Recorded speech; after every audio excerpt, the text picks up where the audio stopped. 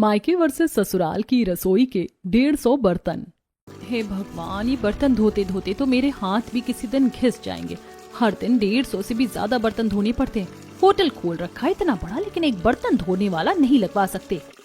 3 मंजिला घर के फर्स्ट फ्लोर पर बने होटल के सारे बर्तन घर के पीछे बैठी घर की बेटी कीर्ति धो रही थी।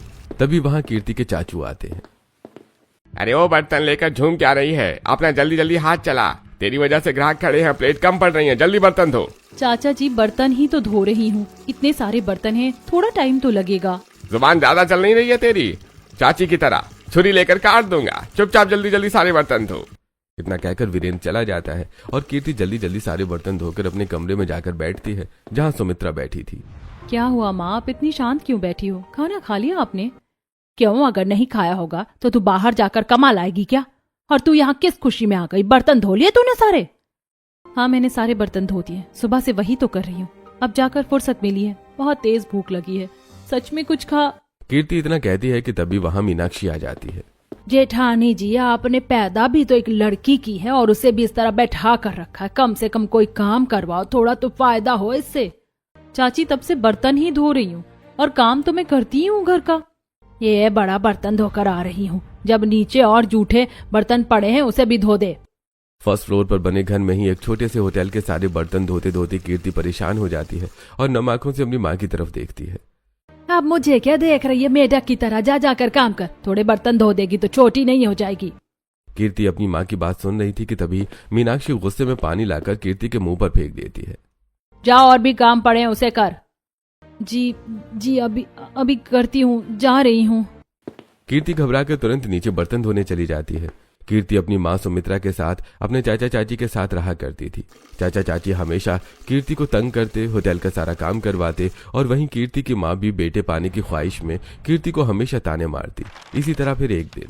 क्या हुआ जी, कहाँ जा रहे हैं आप? कहीं नहीं, बस वो आज सैलरी आ गई थी ना, तो भाभी को 2nd फ्लोर पर देने जा रहा था। कोई जरूरत नहीं अपनी भाभी को पैसे देने की। अब उनके पति मर गए तो उनकी जिम्मेदारी हमने थोड़ी ना ली है। जो हर महीने 2 रुपए मिले उसमें भी 4 आना उन्हें देना पड़े। मैं तुम्हारी बात को समझ रहा हूँ, लेकिन अगर मैंने पैसे नहीं दिए तो वो अपना खर्च कैसे संभालेंगी? अरे तो क्या जरूरत थी उन्हें लड़की पैदा करने की? लड़का पैदा कर लिया होता तो बुढ़ापे का सहारा बन जाता कम से कम। और वैसे भी तुम्हें पैसे नहीं जोड़ने अपने बुढ़ापे के लिए जो उन पर लुटा रहे हो। मीनाक्षी और वीरेंद्र की बात दरवाजे के बाहर खड़ी सुमित्रा सुनती है और गुस्से में कमरे में जाती है जहाँ कीर्ति बैठकर रो रही थी। माँ भी मुझे नहीं समझती है, मेरे हाथ इतने ज्यादा दर्द कर रहे हैं, पूरे छिल गए हैं बर्तनों की वजह से।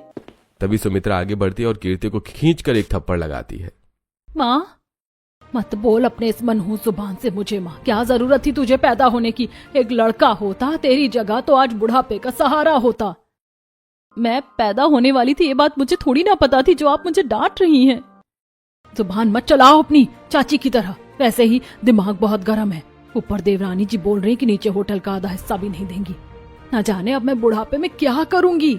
सुमित्रा सिर पर हाथ रखकर बैठ जाती है और कीर्ति किचन में जाकर रोने लगती है। इसी तरह फिर अगले दिन। हे भगवान, साबुन भी खत्म हो गया है, अब मैं क्या करूं? बर्तन नहीं धोई तो चाचा मारेंगे। कीर्ति यही सोच रही थी कि तभी वहाँ मीनाक्षी सर्फ का पैकेट लेकर आती है। आजकल साबुन बहुत महंगे हो गए हैं, सर्फ से ही बर्तन धो। चाची, पहले से ही हाथ में जलन हो रही है, सर्फ से इतने सारे बर्तन धोंगी तो हाथ और ज्यादा जल उठेगा। तेरे हाथ जल जाए या कट जाए उससे मुझे क्या, मुझे तो बस मेरे बर्तन साफ मिलने चाहिए। मीनाक्षी गुस्से में वहां से चली जाती है और फिर कीर्ति सर्फ से बैठकर सारे बर्तन धोने लगती है। तभी वहां कीर्ति के भाई आ जाते हैं। अरे क्या हुआ? नौकरानी बर्तन धो रही है क्या? चलिए बर्तन भी धो। वैसे मुझे बहुत तेज प्यास लगी है। इतना कहकर सुमित जानबूझकर झूठे बर्तन करके रखने लगता है।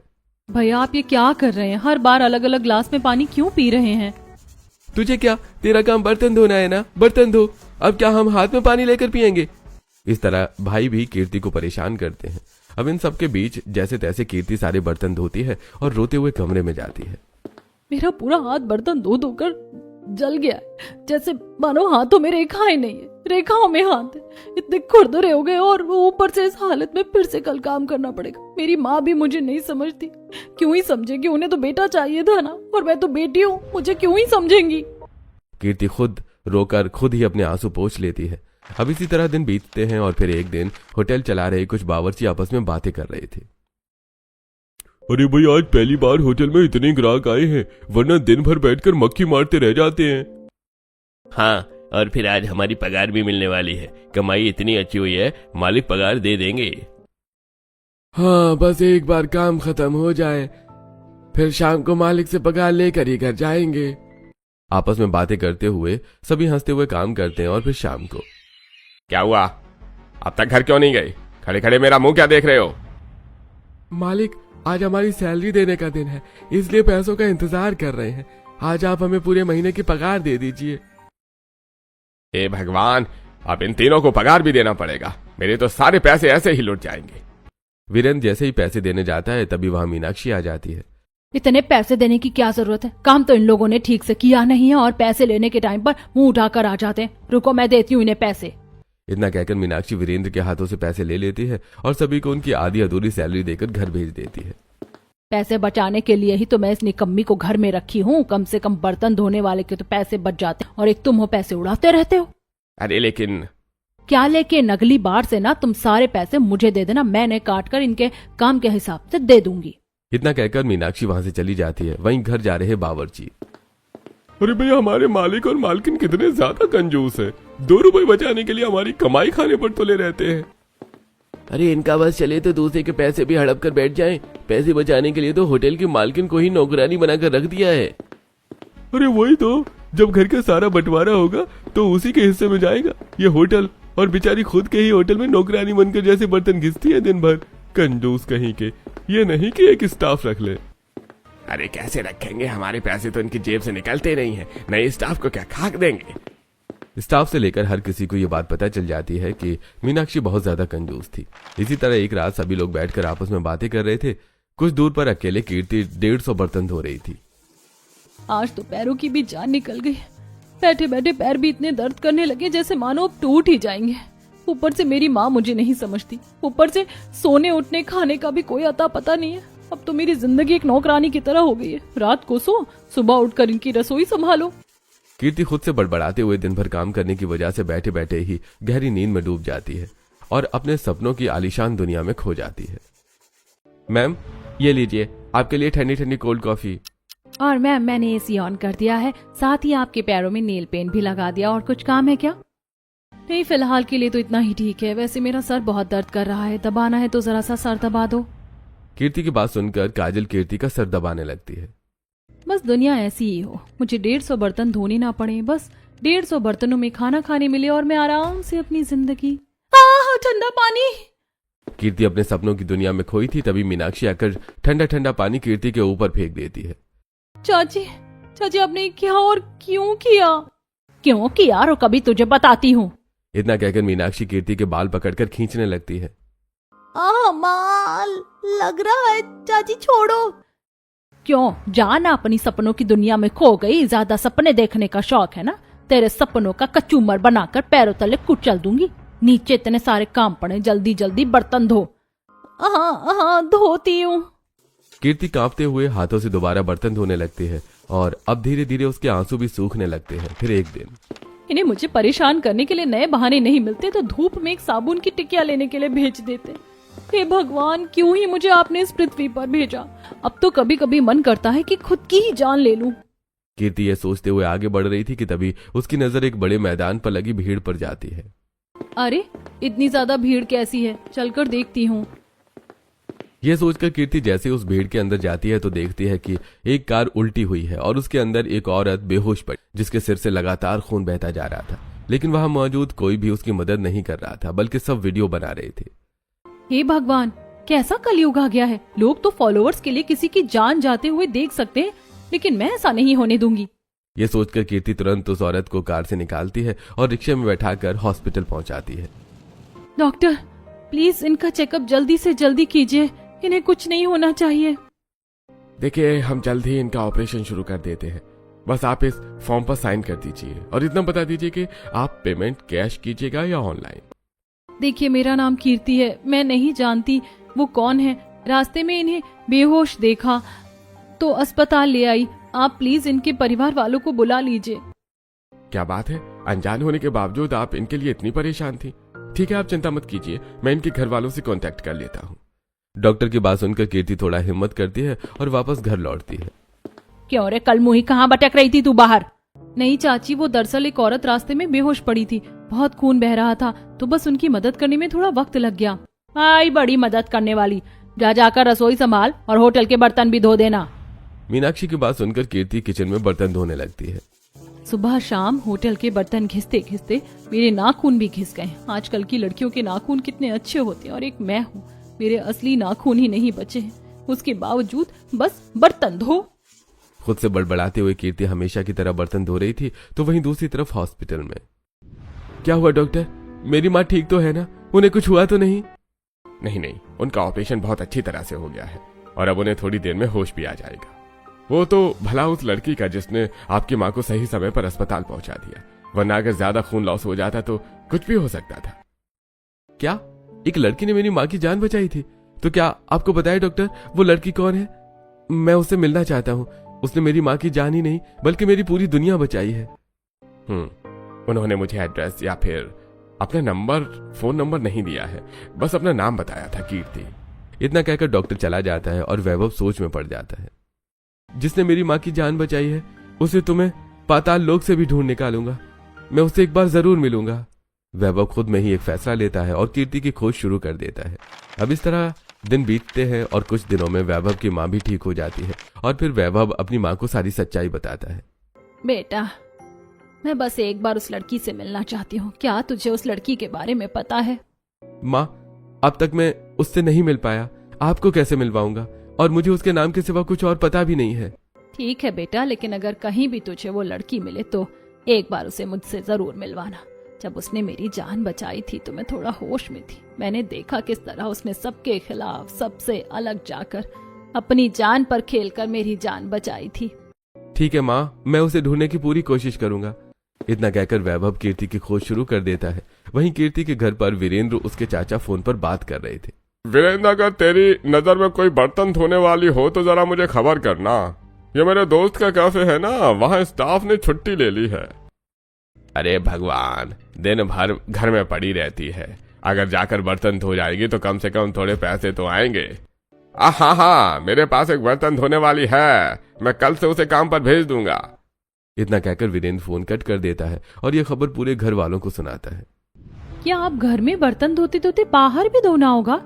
शक्ल क्या बना रही, ससुराल जाकर यही काम करना है तो अभी से आदत डाल ले। लड़की है तो इतना करना ही पड़ेगा। कीर्ति की माँ खुद कीर्ति का साथ नहीं देती है, जिसकी वजह से कीर्ति को घर के साथ अब दूसरों के कैफे जाकर भी बर्तन धोने पड़ते हैं। इसी तरह एक दिन कैफे में, कीर्ति टेबल नंबर 10 पर ये पाव भाजी और बिरयानी दे आओ। ठीक है सर। कीर्ति हाथ में बिरयानी और पाव भाजी लेकर टेबल की तरफ बढ़ती है। तभी वहां कैफे का ओनर चश्मा पहनकर जो बाहर जा रहा था वो पीछे मुड़कर देखता है। कीर्ति, सुनिए, क्या आप ही कीर्ति है जिन्होंने मेरी माँ की जान बचाई थी एक रोड एक्सीडेंट में? याद कीजिए। हाँ, मैंने एक औरत की जान तो बचाई थी। क्या वो आपकी माँ थी? अच्छा, तो वो अब कैसी हैं? अरे आपकी वजह से वो अभी सही सलामत है। थैंक यू सो मच जो आपने मेरी माँ की इतनी कदर की। आप क्या प्लीज उनसे चलकर एक बार मिल सकती हैं? देखिए, मैं इस तरह आपके साथ नहीं। प्लीज मना मत कीजिएगा, मेरी माँ आपसे मिलने के लिए बहुत दिनों से बेताब है। आप एक बार उनसे मिल लीजिए। वैभव की बात सुनकर कीर्ति वैभव के साथ उसके आलीशान से घर में जाती है, जहां कौशल्या कीर्ति को पहचान कर तुरंत गले लगा लेती है। थैंक यू सो मच बेटी, मेरी जान बचाने के लिए। मुझे बहुत अच्छे से याद है तुमने कितनी मुश्किल परिस्थिति में मेरी जान बचाई थी। अगर तुम ना होती तो ना जाने आज मैं। नहीं आंटी, ऐसा मत कहिए, मुझे आप में अपनी माँ की छवि दिखती है, बस इसीलिए मैंने आपकी जान बचाई। कौशल्या कीर्ति से काफी देर तक बातें करती है और फिर कीर्ति थोड़ी देर बाद कौशल्या के पैर छूकर वापस अपने घर चली जाती है। फिर रात को, बेटा मैं सोच रही थी जब वो अनजान लड़की मेरे लिए इतना सब कुछ कर सकती है तो अगर वो हमारे घर की बहू बन जाएगी तो हमारे घर के लिए क्या कुछ नहीं करेगी। संस्कार भी उम्र से बड़े हैं उसके, क्यों ना मैं उसकी शादी तेरे साथ करवा दूं। अरे माँ, आपकी पसंद ही मेरी पसंद है, मुझे इस रिश्ते से कोई ऐतराज नहीं है। सीधे सीधे कहिए ना देवर जी। हाँ, आपको भी वो लड़की पसंद है। मैंने देखा था जब वो आई थी तो आप उसे कैसे देख रहे थे। चलो, हंसी मजाक तो होता रहेगा, कल ही हम उस लड़की के घर रिश्ता लेकर जाएंगे।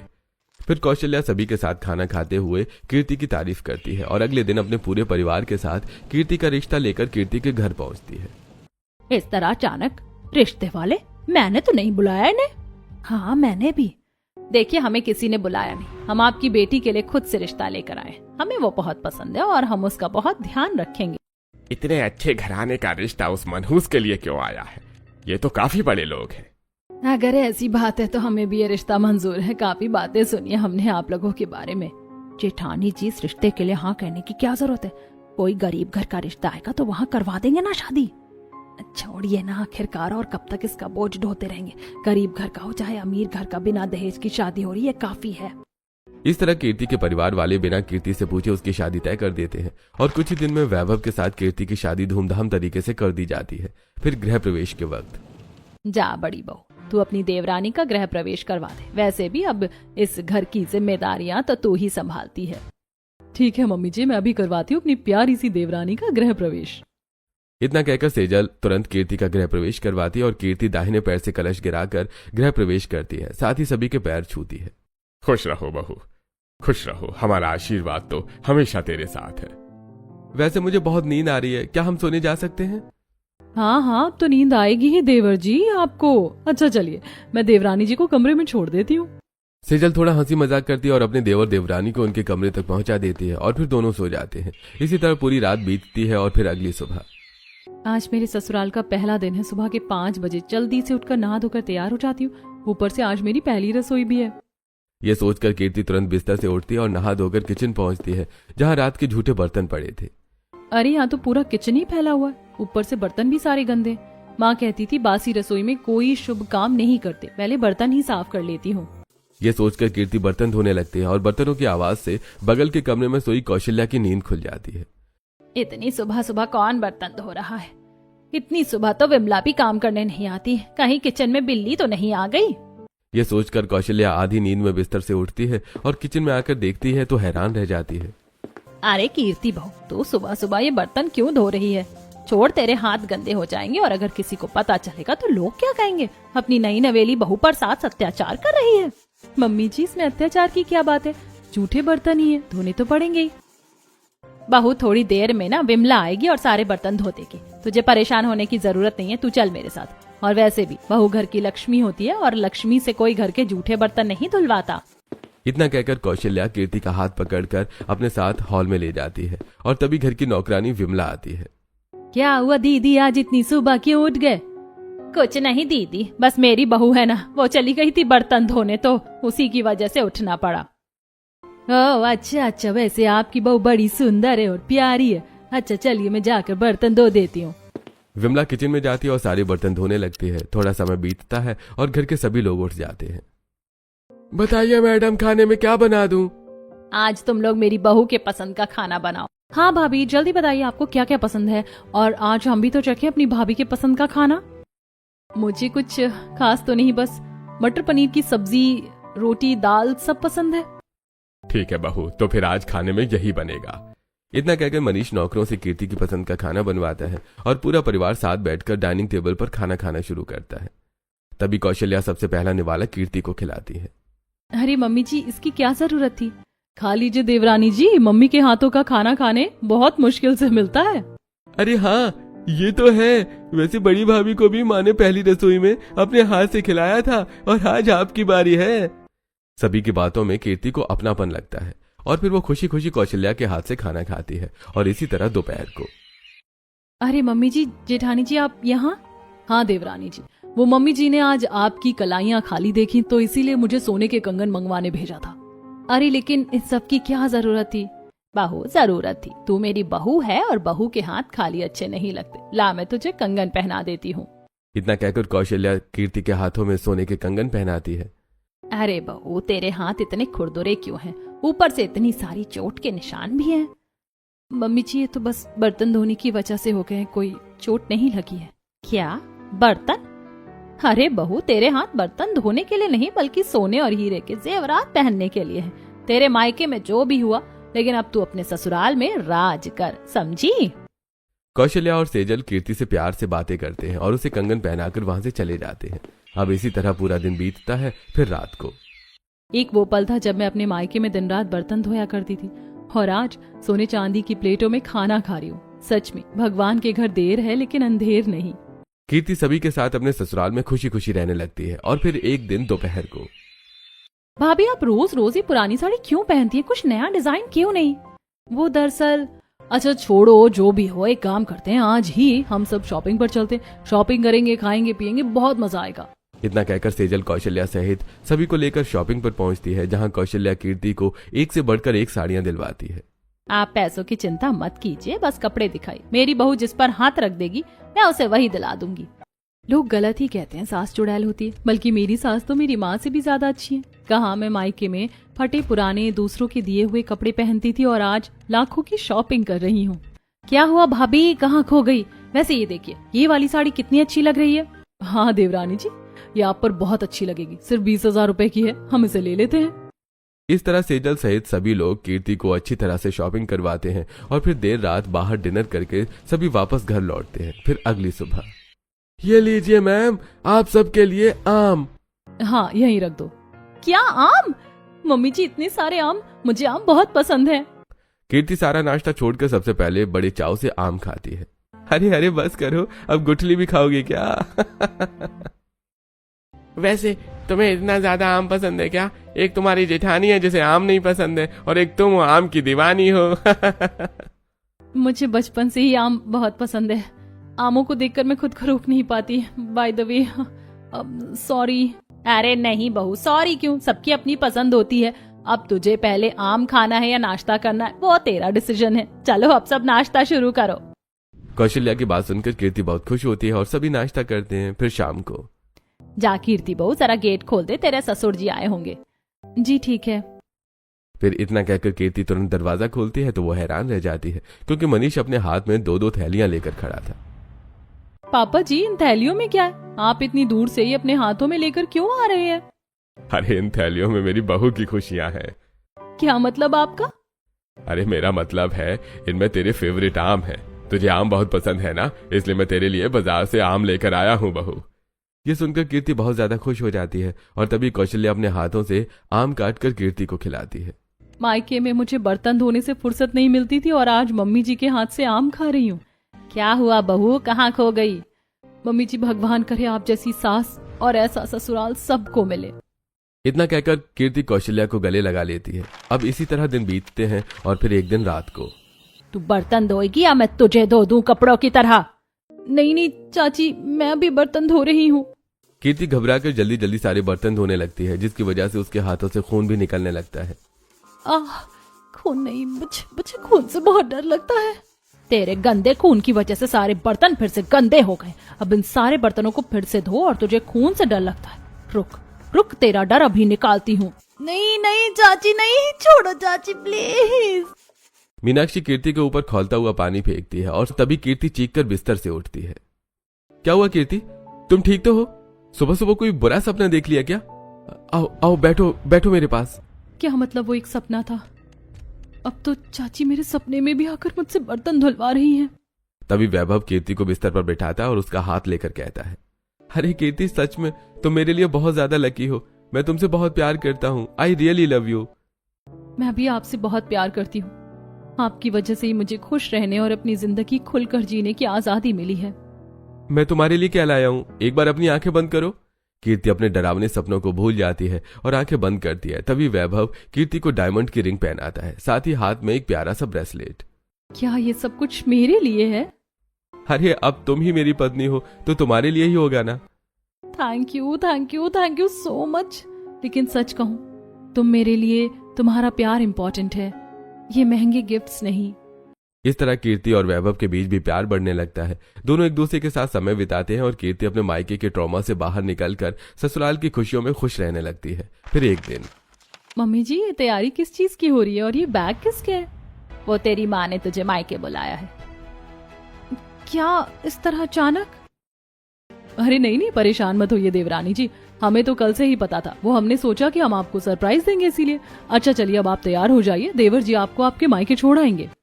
सभी की बातें सुनकर कीर्ति थोड़ा परेशान होकर कमरे में आती है और तैयार होने लगती है। इतने दिनों से मैं अपने ससुराल में खुश हूँ, लेकिन मायके जाकर फिर वही बर्तनों का ढेर मेरे सामने रख दिया जाएगा।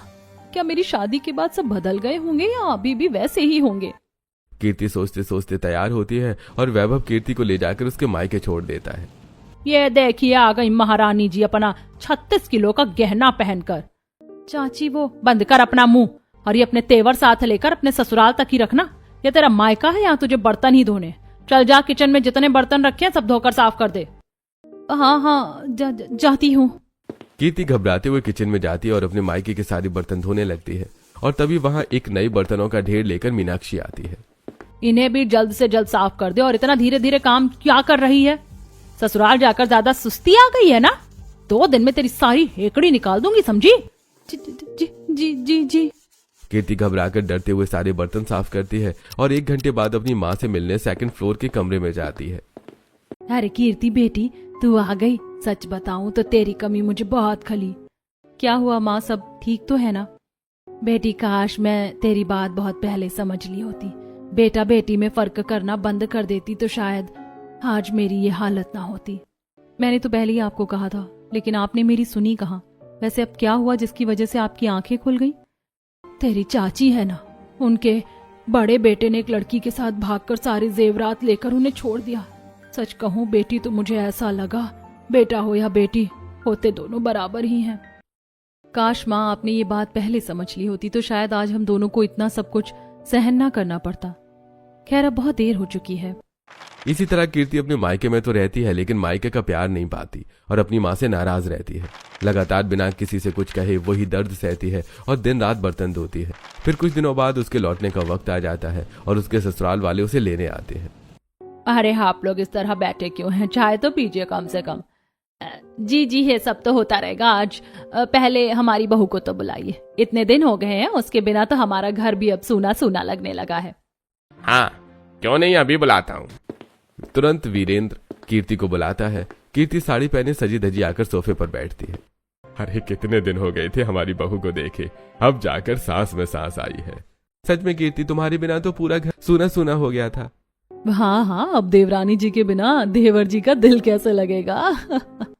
सभी हंसी मजाक करते हुए आपस में बातें करते हैं। तभी मीनाक्षी इशारे से कीर्ति को किचन में बुलाती है। अपने ससुराल वालों के सामने ज्यादा महान बनने की जरूरत नहीं है। शांति से यहाँ जितने बर्तन रखे धोकर ही जाना, समझी? मीनाक्षी की बात सुनकर कीर्ति बर्तन धोने लगती है। तभी वहाँ नाश्ते की प्लेट रखने कौशल्या आती है। बहू, तू यहाँ बर्तन क्यों धो रही है? वो दरअसल। रहने दे, सब समझ आ गया है मुझे। अब पता चला मायके आने के नाम से तेरे चेहरे पर 12 क्यों बज गए थे। बहुत शौक है ना इन्हें बर्तन धुलवाने का, मैं इन्हें बताती हूँ। इतना कहकर कौशल्या गुस्से में कीर्ति को हटाकर खुद ही बर्तन धोने लगती है, जिसे देखकर पूरा परिवार किचन में इकट्ठा हो जाता है। अरे समधन जी, आप ये क्या कर रही हैं? दीजिए, मैं कर देती हूँ। कोई जरूरत नहीं है इसकी। जो माँ अपनी बेटी के लिए खड़ी ना हो सकी, वो मेरी मदद क्या करेगी? आपको ये नाटक करने की जरूरत नहीं है। अगर पैसे बचाने के लिए हम इससे बर्तन धुलवा भी लेते हैं तो उससे आपको क्या, क्योंकि अब ये हमारे घर की बहू है और पैसे बचाने के चक्कर में क्या आप इसकी जान ले लेंगे? हाथों की हालत देखिए आपने इसकी। देखिए, आप मेरे घर में खड़े होकर मुझसे बदतमीजी से बातें नहीं कर सकती। आपकी औकात क्या है? बस बहुत हो गया चाची। मैं आज तक अपनी बेइज्जती तो सहन कर ली, लेकिन अब मेरी सास की नहीं, मेरे ससुराल वालों की इज्जत नहीं, वहां मैं नहीं। चलिए मम्मी जी। कीर्ति पहली बार खुद के लिए स्टैंड लेती है और अपनी सास का हाथ पकड़कर घर से बाहर जाने लगती है और तभी पीछे मुड़कर अपनी माँ को देखती है। काश माँ आपने भी मेरी सास की तरह अपना फर्ज निभाया होता तो आज हालात कुछ और ही होते। कीर्ति अपने ससुराल वालों के साथ हमेशा के लिए बर्तनों से पीछा छुड़ाकर चली जाती है। काश मैंने अपनी बेटी के लिए स्टैंड लिया होता। वैसे कीर्ति इतनी भी बुरी नहीं थी, शायद मैंने ही उस पर कुछ ज्यादा ही जुल्म कर दिया। कीर्ति के जाने का एहसास सभी को थोड़ा होने लगता है। वहीं कीर्ति अपने ससुराल में खुशी खुशी रहने लगती है। तो दोस्तों, क्या लगता है आपको, क्या एक लड़की को सिर्फ घर की 4 दीवारों के बीच में बर्तन धोने और घर के काम करने के अलावा अपनी जिंदगी खुलकर जीने का हक है या नहीं? अपनी राय हमें कमेंट बॉक्स में जरूर बताएं।